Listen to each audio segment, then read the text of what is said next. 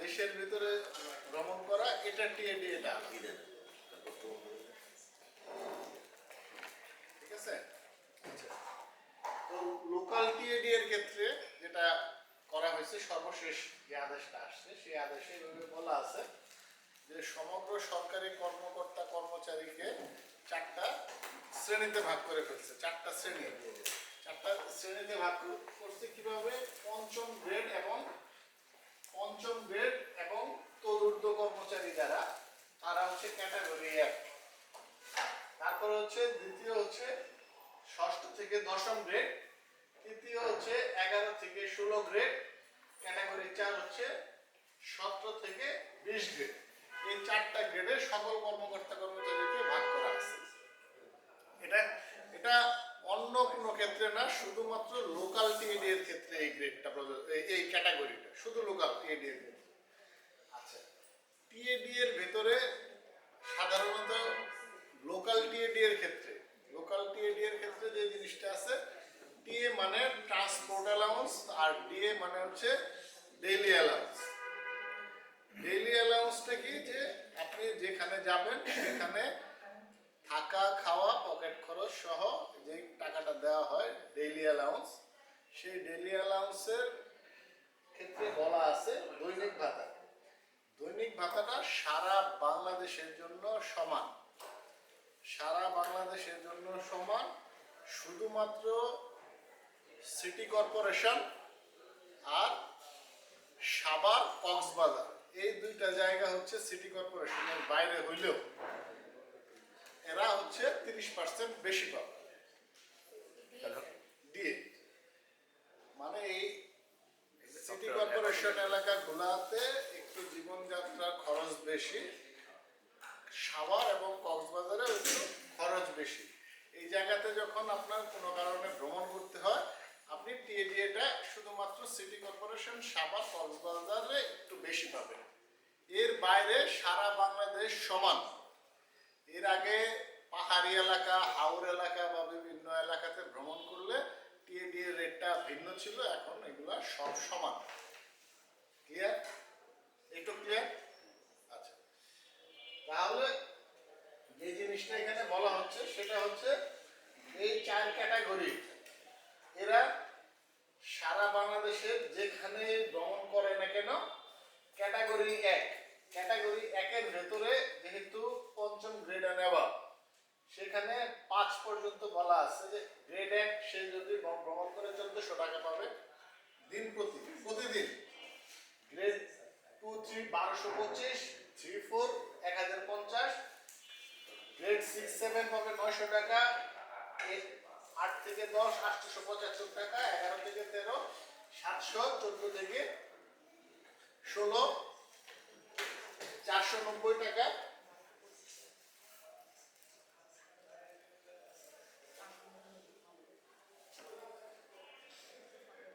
এই যে গ্রেডটা এভাবে দেয়া আছে যে আপনি সারা বাংলাদেশের যেখানে ভ্রমণ করেন না কেন আপনি এই রেটে পাবেন সমান। শুধুমাত্র সিটি কর্পোরেশন সাভার আর কক্সবাজার 30% বেশি।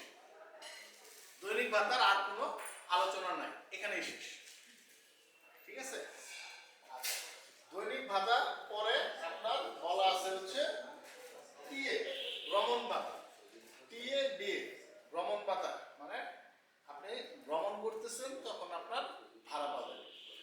ভ্রমণ ভাতার ক্ষেত্রে 2টা ক্যাটাগরি।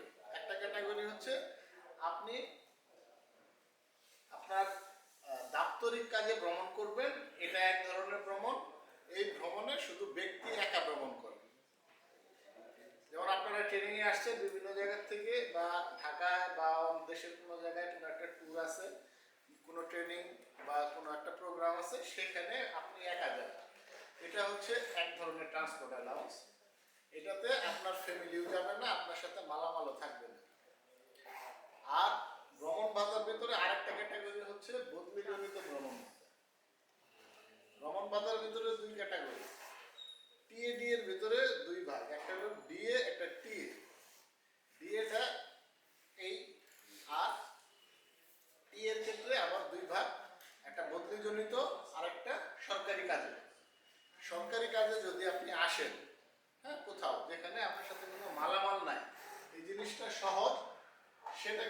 যে আমরা আগে ক্যাটাগরিটা দেখলাম, ক্যাটাগরি এই যে এই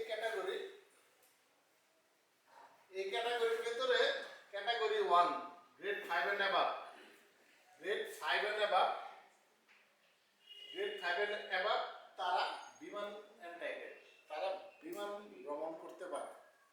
সুতরাং শুধুমাত্র তাদের ক্ষেত্রে একটা বিমানের অপশন আছে, আর অন্যদের ক্ষেত্রে এই অপশনটা নাই। সুতরাং টি এর ক্ষেত্রে বলতেছে যদি ক্যাটাগরি 1 এ মানে 1 থেকে 5 পর্যন্ত কেউ বিমানে ভ্রমণ করে, তাহলে প্রতি কিলোমিটারের জন্য টিএডিএটা এখন অনেক সহজ করে ফেলছে। আইবাসে আপনার একটা দূরত্ব দেয়া আছে, ম্যাট্রিক্স দেয়া আছে, ডিসটেন্স ম্যাট্রিক্স। আপনি খালি কোথা থেকে কোথায় ভ্রমণ করতেছেন আপনার গন্তব্য মানে তা দিয়ে দিলেই আপনার পজিশন থেকে সে দূরত্বটা হিসাব করে ফেলবে অটোমেটিক, একদম উপজেলাটা উপজেলা তারা দূরত্ব হিসাব করে ফেলবে। আপনি বিমানে গেছেন তাহলে আপনার পার কিলোমিটার 30 টাকা করে সে অটোমেটিক ক্যালকুলেশন করে দেবে। আর যদি বিমান ছাড়া আপনি কোথাও ভ্রমণ করেন, বাসে, ট্রেনে বা লঞ্চে যেখানেই যান, আপনি 18 টাকা করে পাবেন যারা প্রথম ক্যাটাগরিতে। ক্যাটাগরি 2 এর ক্ষেত্রে দুই ধরনের, কাছে ভ্রমণ করলে খরচ বেশি পড়ে, যত দ্রুত ভ্রমণ ভাড়া তত কম।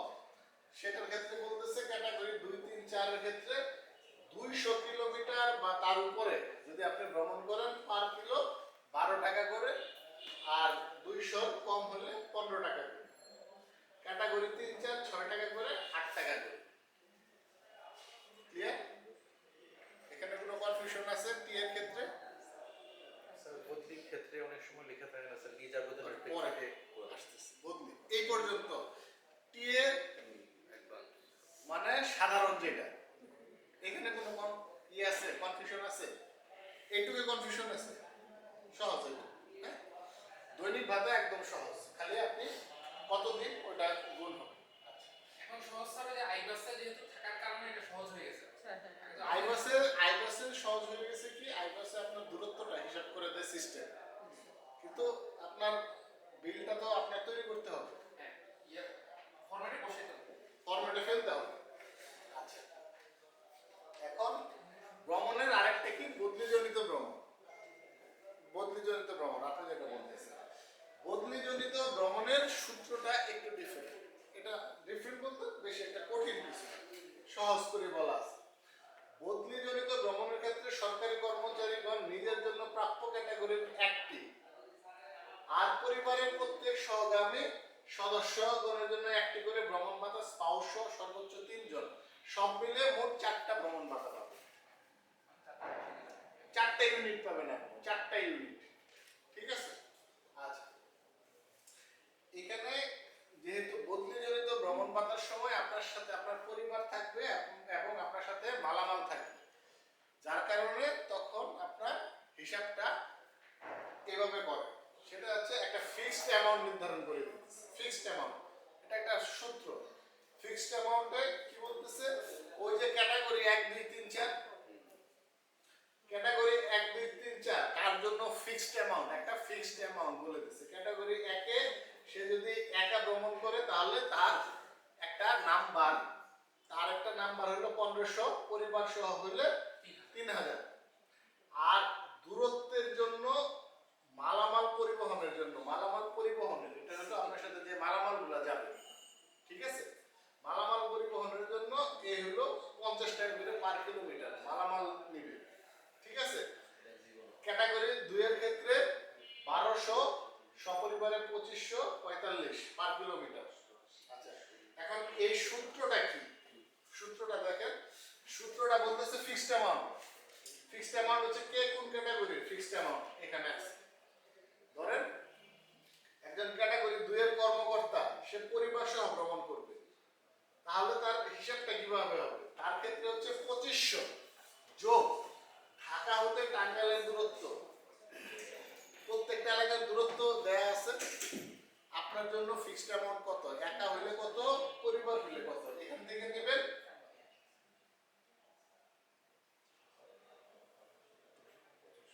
একা বা এই ফিক্সড ফিক্সড অ্যামাউন্টটা আপনি নেবেন, যে জায়গা থেকে ট্রাভেল করতেছে ওইটার দূরত্ব কিন্তু এই যে এটা এই যে কিলোমিটার প্রতি কত, ঠিক আছে? একজন একটু বলেন ঢাকার বাইরে থেকে কে আসছেন? রাজশাহী হ্যাঁ আপনি বলেন। রাজশাহী আপনি রাজশাহী, ঢাকা রাজশাহী দূরত্ব কত হইতে পারে? ধরলাম কত? না দরকার না, একটা রাফ বলেন। 200। তাহলে আপনি যদি একা ভ্রমণ করেন, আপনি কোন ক্যাটাগরির এখানে? কোন ক্যাটাগরি? Category 2 category 2। তাহলে দেখেন আপনি যদি একা ভ্রমণ করেন তাহলে 1200 যোগ ঢাকা হতে রাজশাহীর দূরত্ব 200 কিলোমিটার, 200 × 45 এই, ঠিক আছে? একা হলে 1200 যোগ 200 × 45 এভাবে সহজ করে দেন। হ্যাঁ হ্যাঁ আপনার দূরত্ব মানে যে ওখানে আপনার অফিস না, ওখানে আপনি যে থানাতে বদলি হচ্ছেন, আইবাসে দেয়া আছে থানা তো থানা, আপনি যে রাজশাহীর যে থানাতে আছেন এই থানা থেকে ঢাকার যে থানাতে ধরেন সাভারে বদলি হইলে রাজশাহীর ওই থানা সাভার থানা ওইটার সাথে এটা, ঠিক আছে? আচ্ছা এইখানে দেখেন বলতেছে কি যে শর্তগুলো কি কি? গ্রেড বলতে ওই যে আমাদের ক্যাটাগরির যে গ্রেড, এই যে এখানে যে গ্রেড, এখানে গ্রেড বলতে বলতেছে যে টাইম স্কেল, সিলেকশন গ্রেড বা উচ্চতর গ্রেড নিয়ে অনেকের গ্রেড উপরে উঠে যায়, ওইটা না। এটা হবে কি তার মূল গ্রেড, যেটা সাবস্ট্যান্টিভ গ্রেড, যেটা তার মূল পদ, সে মূল পদ যেটা বিলং করে তার মূল বেতন না, তার মূল পদ যেটা, ঠিক আছে? আচ্ছা এরপরে কি বলতেছে?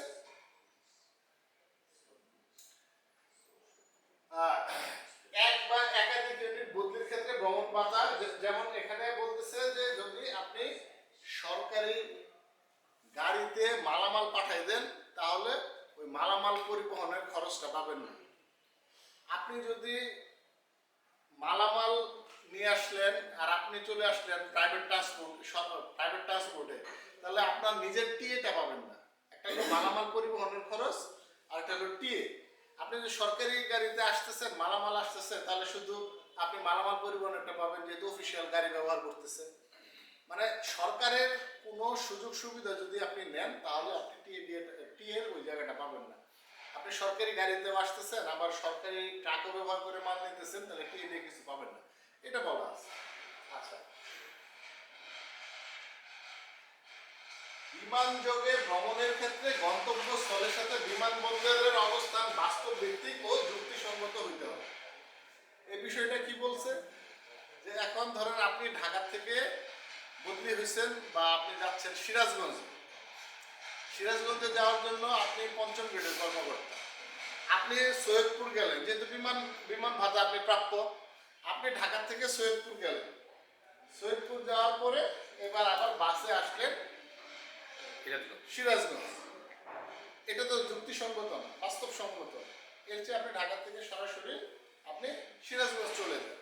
এটাই বলছে যে এটা ঘটে অনেকে এরকম করে।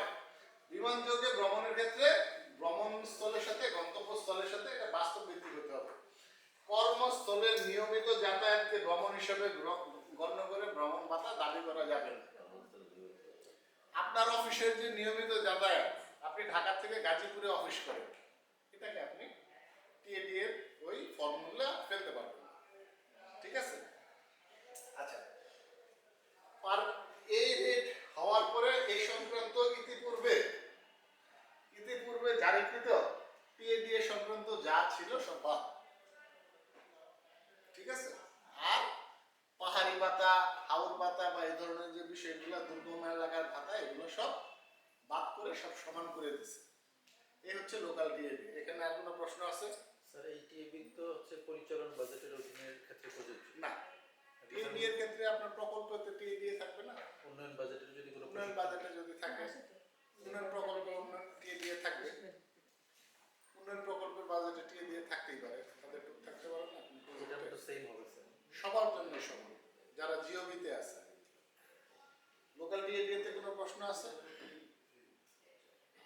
ঠিক আছে স্যার একটা বিষয় না, হ্যাঁ হ্যাঁ আমাদের স্যার টিএডিএল সাবমিট করি স্যার, এখন আইবাসও পাঠাতে হয়, আবার হার্ড কপিও হেড অফিসে পাঠাতে হয়। হ্যাঁ। এটা একটা ডুপ্লিকেশন যেটা হচ্ছে স্যার, এটা কি করা যায়? খালি আইবাসে আপনার আইবাসের থ্রুতেই হয়ে গেল পুরো বিষয়। তো এগুলো তো এখনো পাইলটিং অনেক কিছু চলতেছে, এখনো পুরোপুরি সবকিছু ইয়ে না, সবকিছু মানে অনলাইনে না। অনলাইনে সবকিছু করা, কিছু হার্ড কপি থাকা এখনো ভালো। আরো কিছু দিন যাক, আমরা এখনো পুরোপুরি রেডি না সবকিছুর জন্য। ঠিক আছে। আচ্ছা, লোকাল টিএডিএ আর ফরেন টিএডিএ এর ভিতরে, ফরেন টিএডিএ এর ভিতরে আলোচনা অনেক অনেক বেশি, কিন্তু আপনাদেরকে আমি একটু বেসিক কনসেপ্টটা আমি বলি, আপনারা জাস্ট এটা দেখলে ইয়ে হবে। ওইখানে যেমন একটু একটু একটু আমি চলে যাব, ইয়ে অনেক সময় হয়ে গেছে। হ্যাঁ, আচ্ছা,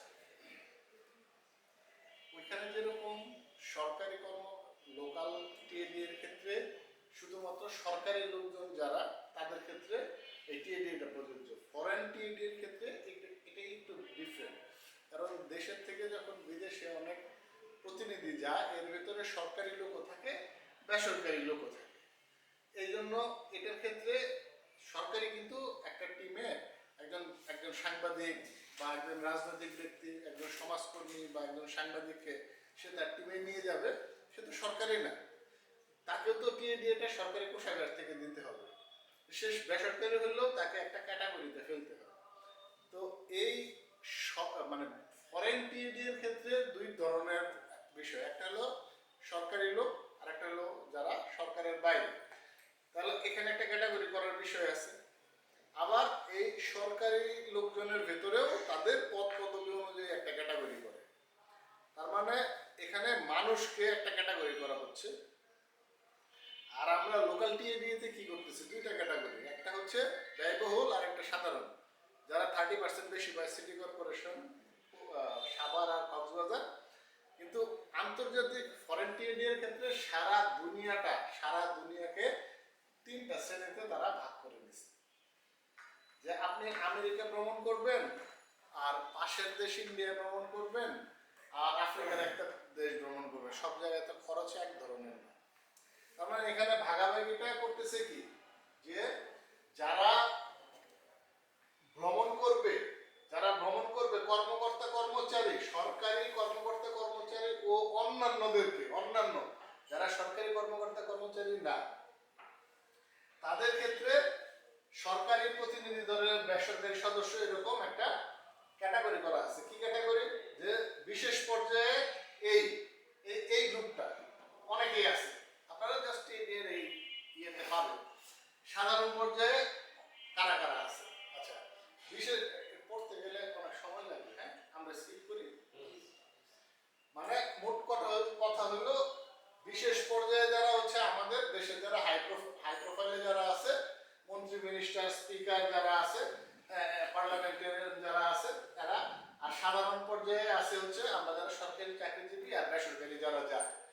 হ্যাঁ, এদের ভিতরে আবার এই যে বেতনের রেটটাও এখানে বলা আছে। আচ্ছা, এরপরে দেখেন, ওটা হলো মানুষকে ভাগ করা। মানুষকে ভাগ করছে দুইটা ক্যাটাগরিতে, আর দেশকে ভাগ করছে হচ্ছে তিনটা ক্যাটাগরিতে।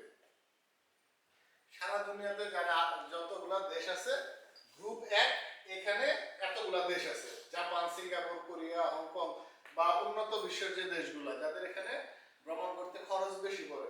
এরপর হচ্ছে গ্রুপ 2, যারা একটু মাঝারি মানের দেশ ওদের। আর গ্রুপ 3, এদের ভিতরে দেশগুলোতে ভ্রমণ করলে আপনার খরচটা একটু কম বেশি হয়। এখন আপনার কাজ কি? আপনার কাজ হচ্ছে শুধুমাত্র এই দুইটা জায়গায় আপনাকে ঠিক করা, যে আপনি কোন পর্যায়ে আছেন, সাধারণ পর্যায়ে সরকারি কর্মকর্তা কর্মচারী, আর আপনি কোন দেশটাতে ভ্রমণ করতেছেন।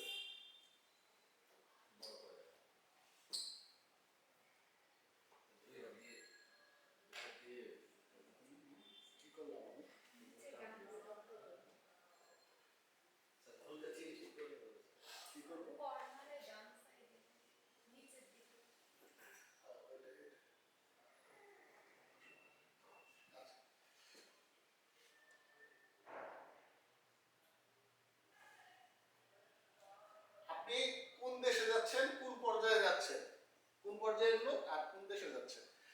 দিয়ে আপনার টিএডিএ রেটটা ঠিক হবে। টিএডিএ ফরেন টিএডিএ এর ক্ষেত্রে যে বিলটা ক্লেম করতে হয় সেটার ভিতরে বিমান ভাতা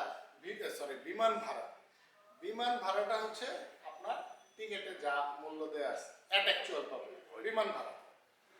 তার মানে টি এর কোনো ফাংশন এখানে নাই। টি এর ফাংশন হচ্ছে আপনার বিমানের যে টিকেটের গায়ে যেটা মূল্য লেখা আছে, ঠিক আছে?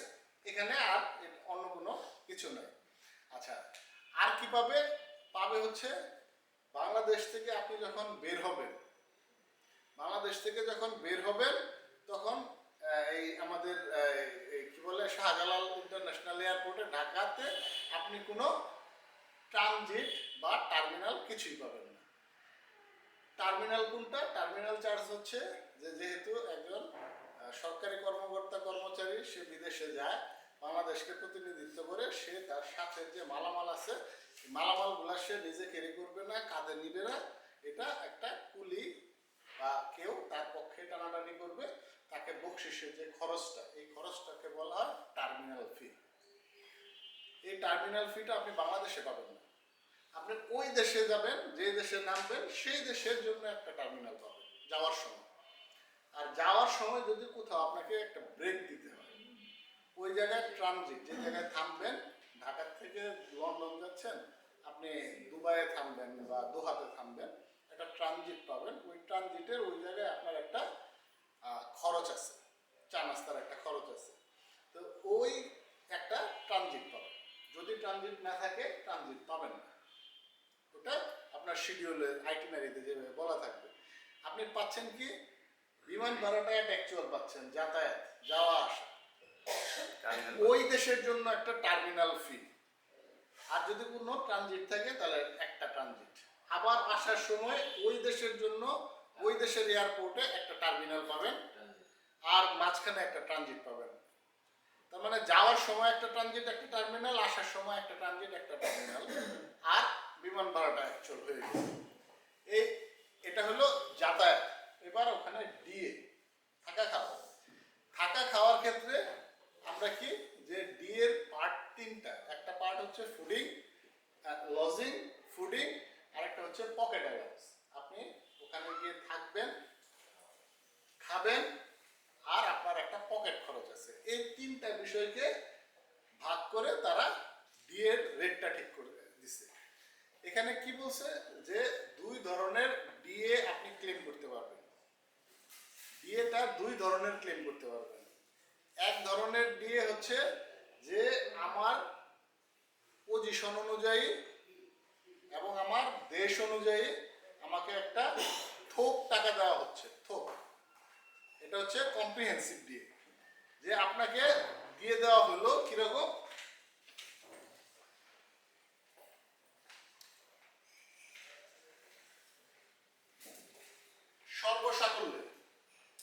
সর্বসাকল্য থোক। এই টাকাটা থোক। ধরেন আপনি ক ক্যাটাগরির দেশে যাচ্ছেন, খ ক্যাটাগরি, গ ক্যাটাগরির দেশে যাচ্ছেন। আপনি জানেন আপনি কোন ক্যাটাগরির দেশ এবং কোন ইয়েতে। আমি ধরলাম যে আপনি ক ক্যাটাগরি এক ধরনের, তাহলে 252 আপনি ওই ক ক্যাটাগরির দেশগুলোতে যাবেন, আপনি $252 আপনি নিয়ে নেবেন। এই $252 দিয়ে আপনার থাকা খাওয়া, আপনি রাস্তায় থাকেন, আত্মীয়র বাসায় থাকেন, হোটেলে থাকেন, যেখানে খুশি সেখানে থাকেন, আপনার নিজের মতো থাকেন। আপনি $500 থাকেন, $100 থাকেন, কোনো বিষয় না। না খেয়ে থাকেন, রোজা থাকেন, আত্মীয়র বাড়িতে খান, এটা সম্পূর্ণ আপনি $252 কিন্তু ওই দিন আপনি শেষ। এটা কিন্তু যা খুশি আপনি তা করেন। এটা গেল আপনার একটা ডিএ। আরেকটা ডিএ কি? আরেক ধরনের ডিএ হচ্ছে যে আপনি বলবেন আমি অ্যাট অ্যাকচুয়াল নিব। তখন অ্যাট অ্যাকচুয়ালের ক্ষেত্রে আপনার হোটেলের ক্ষেত্রে এই যে এরকম একটা রেট আছে, যে হোটেলের ক্ষেত্রে বলা আছে যে না আমি অ্যাট অ্যাকচুয়াল নিব। আমি তখন ক ক্যাটাগরির, খ ক্যাটাগরি, বা এই যে ধরেন আমি $280 সমপরিমাণ একটা হোটেলে আমি থাকতে পারবো। তাহলে যদি আমি $290 থাকি, $10 আমি নিজে দিব, আর $280 পরিমাণ আমি ইয়ে করব, সরকার আমাকে দিবে। 270 থাকলে 270ই পাবেন, 280 পাবেন না। কিন্তু আর বাকিটা হচ্ছে আপনার ওই ইয়ে ক্যাশ অ্যালাউন্স, বাকিটা হচ্ছে নগদ। এটা হলো থাকার জন্য, এটা হচ্ছে ডিএ সরি লজিং এর খরচ, আর এটা হলো আপনার ক্যাশ অ্যালাউন্স, নগদ টাকা পাবেন তখন খাওয়ার জন্য আর পকেট অ্যালাউন্স। মানে আমাদের ডিএ পার্ট কি? থাকা, খাওয়া, পকেট অ্যালাউন্স। যদি আপনি গ্রস নিয়ে ফেলেন, গ্রস মানে আর কিছু দরকার নাই। কিন্তু এই পদ্ধতিতে গেলে আপনি হোটেলের ভাড়া সর্বোচ্চ 280 পাবেন, কিন্তু শর্ত একটাই, এই হোটেলের ভাড়া, হোটেলের রিসিপ্ট জেনুইন হইতে হবে। লাল নীল সাদা কাগজে নিজে প্রিন্ট করে দিলে এটা হবে না। এটা তখন অডিট প্রশ্ন করে যে না, এই হোটেল ভাড়া আপনি সঠিকভাবে নেন না, এইটা মানে ভাউচারটা ঠিক না। এই ভাউচার কিন্তু ঠিক ভাউচার দিতে হবে। যদি কখনো অডিট এটা আপনাকে ভেরিফাই করে, এখন কিন্তু হোটেলে মেল করলে ওরা রিপ্লাই করে দেয় যে ভাউচার সঠিক কি ব্যাঠিক, তখন এই টাকাটা আপনার জমা দিয়ে দিতে হবে। ওটা কমন আপত্তি করে। যখনই এই রেটে কেউ যায় তখনই অডিটর একটু ঘাটানোর চেষ্টা করে। আচ্ছা, এটা গেল। এরপরে আপনি এই টাকাটা পাবেন হচ্ছে খাওয়া এবং পকেট অ্যালাউন্সের জন্য, ঠিক আছে? আচ্ছা, আরো আরেকটা পদ্ধতি আছে যে অনেক সময় অনেকগুলা ভ্রমণে বলা থাকে যে যে নিয়ে যাচ্ছে বা এই কর্তৃপক্ষ আপনার থাকা খাওয়া তারা প্রোভাইড করে, ঠিক আছে? তাহলে একজন ফুডিং লজিং এর বাইরেও তো একটা মানুষ খালি সারাদিন বাতাস দেখবে, ঘুরবে ফিরবে, এটা না, তার একটা পকেট অ্যালাউন্স আছে। তখন ওই যে ইয়ের যে সাকুল্য ভাতা 30% সে হচ্ছে পকেট অ্যালাউন্স পাবে, যদি সে ফুডিং লজিং বাবদ কোনো টাকা না পায়, ঠিক আছে? আর কিছু কিছু ক্ষেত্রে বলা থাকে যে এটার সাথে সংশ্লিষ্ট প্রতিষ্ঠানের কোনো আর্থিক সংশ্লেষ নাই। যারা নিয়ে যাবে, যেমন ওয়ার্ল্ড ব্যাংকের ম্যাক্সিমাম প্রোগ্রামটা এরকম থাকে যে আপনি যে বসলেন, এখান থেকে বসলেন আর এখানে ফেরত আসা পর্যন্ত সব খরচই তাদের, এখান থেকে কিছুই দিবে না, আপনি কিছুই পাবেন না। তখন ওটা বলা শর্তে বলা থাকে, হ্যাঁ। তো তখন তারা হয়তো আপনাকে ওখানে একটা ক্যাশ অ্যালাউন্স দেয়, তাদের সাবসিস্টেন্স অ্যালাউন্স আছে, ওইটা একটা তারা দিয়ে দিবে আপনাকে পকেট খরচ। এখান থেকে আপনি তখন দেশে ফিরে কিছুই পাবেন না, ঠিক আছে? ফরেন টিএডি এর এই যে আর বাদ বাকিগুলা, এটার সাথে অনেকগুলা শর্ত দেওয়া আছে, এগুলো সব শর্ত, এগুলো নানান সময় নানান জিনিস থাকে, ঠিক আছে? টিএডি এর লোকাল আর ফরেন, এখানে কোনো কনফিউশন আছে, মানে প্রশ্ন আছে? হ্যাঁ হ্যাঁ, স্যার টিএডি এর ব্যাপারে প্রশ্ন হচ্ছে স্যার, যেমন হচ্ছে স্যার সরকারিভাবে যখন ফরেন ইয়েতে নিয়ে যাওয়া যায় তখন হচ্ছে স্যার আগে থেকে কিন্তু ওনারা আমাদের মানে প্রোভাইড করে বা এটা মানে অ্যালাউন্সটা দিয়ে দিচ্ছে, তাহলে এটা নিশ্চয়ই আগে থেকে এটা তুলে ফেলা হয়। এখন স্যার আমরা সেটা হচ্ছে TAD দুইটার ক্ষেত্রে। টিএডি এর লোকাল হোক, সাবমিট করি না, স্যার, না, আগে করা যাবে না না, লোকাল হোক আর ফরেন টিএডি হোক, দুই ক্ষেত্রেই আপনি টিএডি 80% পর্যন্ত, এটার একটা হিসাব আছে। এই হিসাব আপনি ক্যালকুলেশন করতে পারবেন যে আমার এই হিসাব এত টাকা হইতে পারে, তার 80% পর্যন্ত আপনি যাওয়ার আগে আপনি অ্যাডভান্স নেবেন, এটা অগ্রিম। এটা স্যার দিয়েও পারবো স্যার লোকাল টোটাল টিএডি এর টোটালটা মিলে আপনি অ্যাডভান্স তুলবেন। অ্যাডভান্স তুললে আপনার বিমানের টিকেটের টাকা পরিশোধ করলেন, আপনি সাথে ডলার কিনে নিয়ে গেলেন, আসার পরে তখন আপনার সমন্বয় বিল, অ্যাডজাস্টমেন্ট বিল সাবমিট করতে হবে যে আমার এত টাকা বিল, আমি 80% এত টাকা নিছি, অতিরিক্ত এত টাকা খরচ হয়েছে, আর আপনার এই রেঞ্জের ভিতরে বাকি টাকা আপনি পাবেন। যদি আবার অপোজিট ঘটনা দেখা যায় যে না, আপনার আসলে টিএডিতে এত টাকা না খরচ হয় না, আপনি সাবমিট করে দেবেন, চালান করে জমা দিয়ে দেবেন। আর একটা জিনিস জেনে রাখেন, টিএডি এর বাবদ যে আয়, এটা কিন্তু ট্যাক্সেবল, ট্যাক্সে দেখানো যায় না। ট্যাক্সে আমরা অনেকেই এটা করি, ইনকাম ট্যাক্সের রিটার্নে এই ফরেন ট্যুর বা লোকাল ট্যুরের সম্মানের টাকাটা দেখাই দিই, এটা কিন্তু করা যাবে না।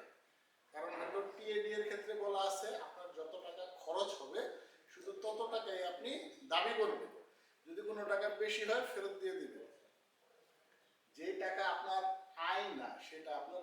দেখছে আয় হিসেবে দেখা যাবে না। ভ্রমণ রিলেটেড খরচ তো আমরা দেখেছি, না, খরচ কিন্তু আমরা দেখেছি। ওইটা তো আপনি খরচ করে ফেলছেন, এখানে তো আপনার নাই।